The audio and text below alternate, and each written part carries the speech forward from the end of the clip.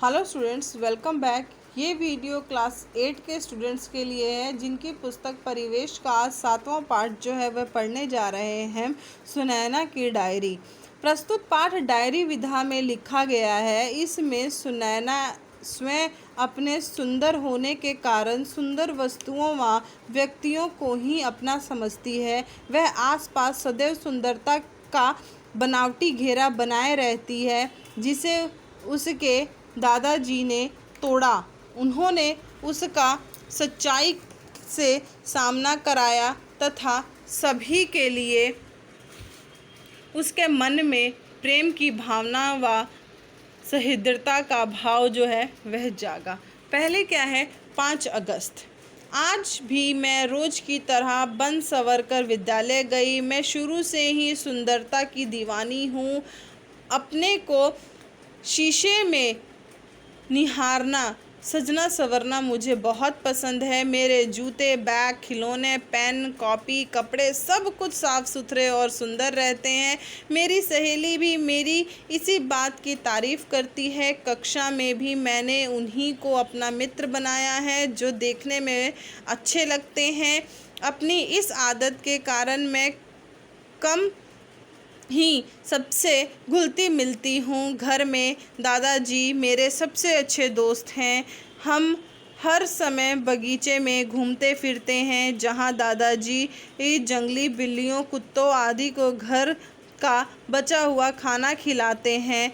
आज भी हम बगीचे में गए थे जहाँ बड़ी देर तक बैठकर हमने गपशप की।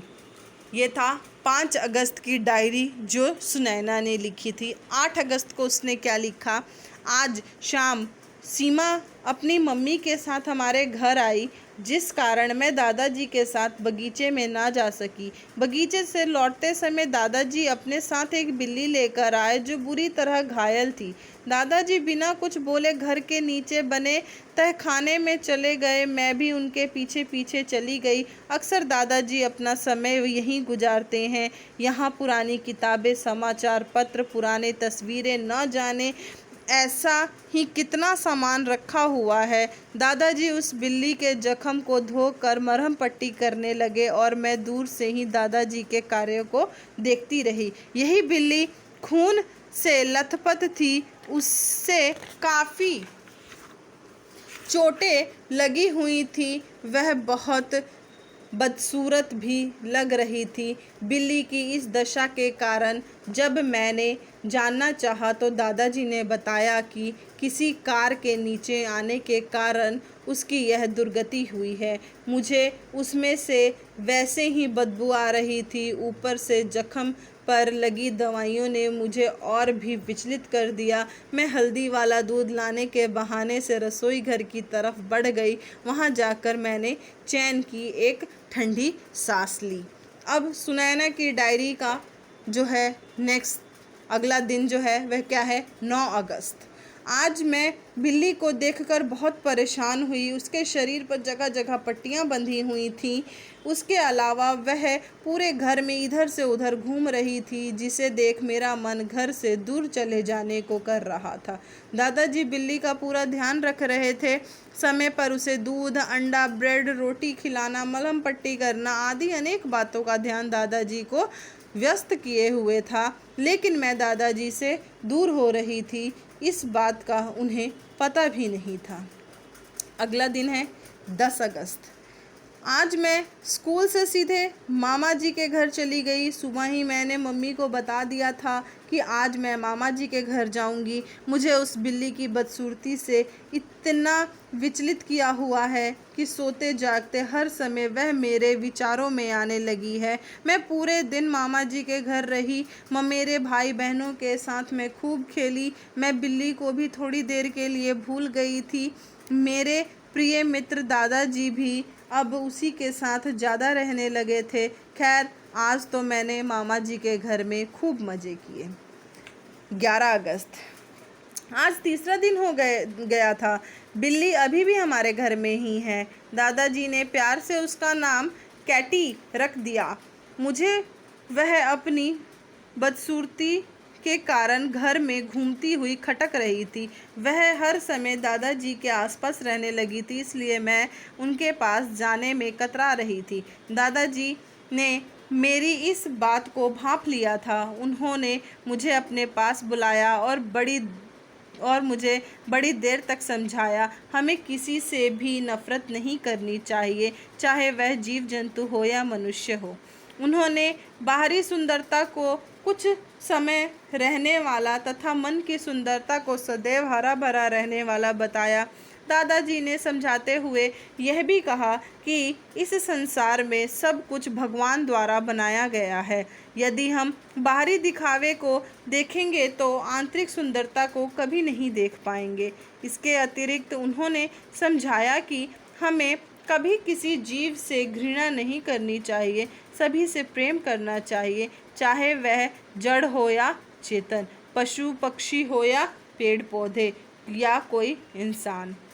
इन सब के बाद उन्होंने मुझसे पूछा कि यदि वे बीमार हो गए या उन्हें किसी दुर्घटना में चोट लग गई तो क्या मैं उनसे घृणा करूंगी। दादाजी की इन बातों ने मुझे सोचने पर मजबूर कर दिया। अगला दिन है 12 अगस्त। आज कक्षा में मैंने अपने आसपास नज़र घुमाकर देखा। दादाजी की बातों ने रात भर में मुझ पर काफ़ी असर डाल दिया था। वे बच्चे जिनमें मैं उनकी असुंदरता के कारण कतराती थी, उनसे आज मैं बड़े प्यार से मिली। मुझे अपने पर हैरानी भी हुई कि मैं एक रात में कितना बदल गई थी। मुझे अपने पुराने व्यवहार पर बहुत बुरा लग रहा था। मेरी कक्षा में सभी बच्चे मेरे इस बदलाव भरे स्वभाव पर हैरान भी थे। आज का पूरा दिन मेरी खुशियों से भरा हुआ था। घर में आने के बाद मैंने कैटी के सिर पर और गर्दन पर प्यार से हाथ फेरा तो कैटी ने भी पूंछ हिलाकर मेरे प्यार को स्वीकार किया। बड़ी देर तक हम दोनों खेलते रहे। दादाजी को मेरा यह बर्ताव अच्छा लगा। मैंने भी आज अपने को काफ़ी बदला हुआ महसूस किया। 13 अगस्त। कैटी भी मेरी अब दोस्त हो गई है। धीरे धीरे उसकी तबीयत में भी सुधार आने लगा है। आज हम दोनों ही दादाजी के साथ बगीचे में टहलने गए।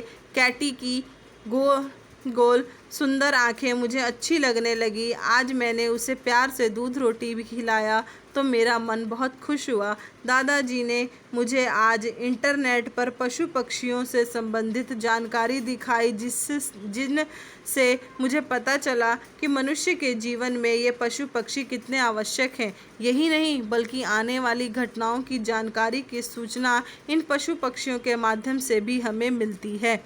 14 अगस्त।